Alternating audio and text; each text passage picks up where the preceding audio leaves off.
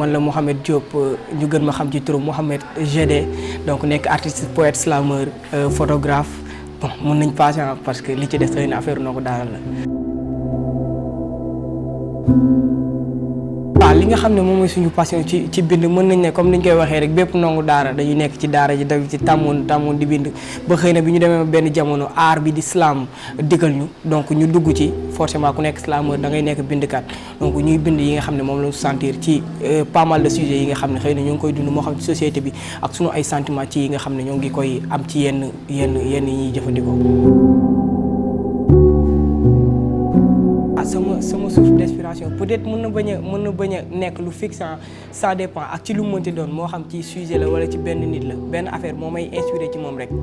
nekkul benn moment lay ñëw aussi am na poète moo ko mos a wax que dafay naan café pour inspiration ñëw xëy na ñun ko suñu côté damay jàkkaarloog nit sentir bind ci moom dara xëy na inspiration bi digal ma tenté affaire yi dox ma bind ci comme ci sujet benn sujet wala benn thème comme aussi ci benn nit. Plume du Maître xëy na bi ñu gisee annonce bi comme par hasard rek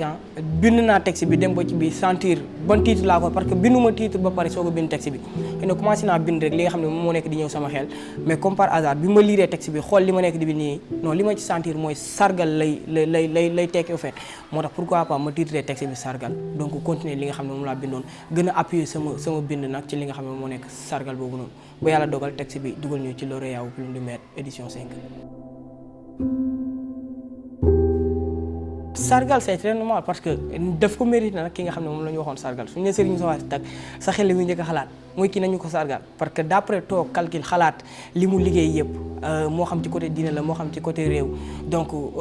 jaadu na ñu sargal ko moo tax bi ma commencé bind texte bi naturellement loolu ñëw sama xel ma ne sargal mérité na ko donc ci côté technique bi nga xam ne moom laa bindee xëy na bon dama koy wax ñun d'habitude slameur yi bëriwul règle yu ñuy tënk ci suñu texte mais xëy na li concours poésie la woon njëkkoon nañ ci bokk première fois correction yi ñu jury bi joxoon donc ci lañ basé wu léegi nag dañuy bind des textes bien rimés mais aussi jéem ko maîtriser ba texte bi tolloo donc mu nekk technique bu naturellement lépp dañ ko rimer ba texte bi jeex donc les rimes fin kese moom mu nekk ay termes yu li si des yëpp ay textes bien rimés la voilà. dañu tàmm déclamer moo ñu gën a neex ci déclamation bi mooy fi ma naan kan bu Lamine di wax si moom xol dafay tooy bët sotti rongoñ jooyu cofeel nag ngir ne moom a doy ma naan kan sang bi sa liggéey rafet na.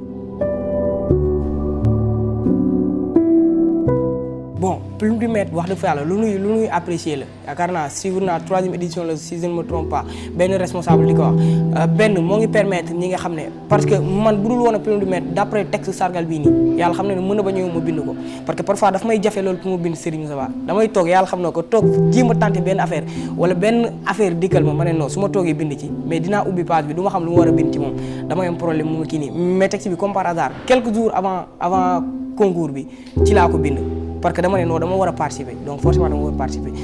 comme par hasard presque mën naa ne moom mooy sama inspiration moo tax benn moo ngi jàppale ñi nga xam ne ñoom ñooy mbokk yi ñuy jël seen xalima di ko càpp ci daa voilà di bind ci góor gi macha allah muy neex beneen bi aussi nga gis ne moo ngi yokk sa niveau parce que boo participer même boo bokkul ci lauréat yi aussi dina am ay corrections yoo xam ne dañ la koy jox donc dina gën a participer ci li nga xam ne moom ngay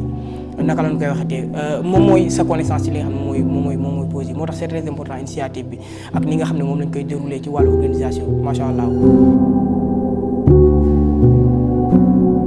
voilà en tout cas innovation bu am solo la nee naa am na ëpp na solo la moo tax bi ma ko déggee tak li njëkk nekk ma ne non li nar na kawe de est-ce que ñun duñ daw